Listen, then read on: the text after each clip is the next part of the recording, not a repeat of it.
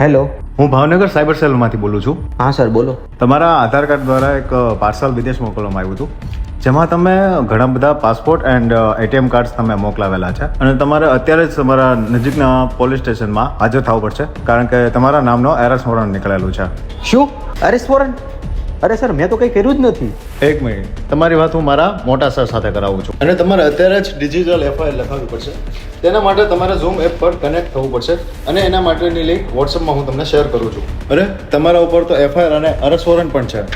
અરે તમારી ઉપર તો બેંક અધિકારી અને પાસપોર્ટ અધિકારી સાથેના પણ ઇલીગલ સંબંધો છે, એવી અમારી આગળ પુખ્તી માહિતી છે. અરે ના સર, હું આવા કોઈ પણ વ્યક્તિને નથી જાણતો.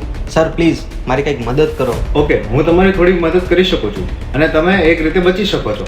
તમારી ઉપર 10 લાખ રૂપિયાનો ચાર્જ લાગવામાં આવ્યો છે.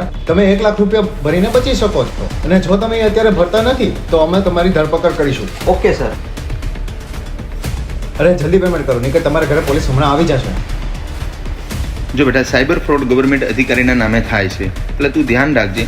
ગવર્મેન્ટ અધિકારી કોઈ દિવસે ઓનલાઈન અરેસ્ટ કે પૈસા નથી માંગતું.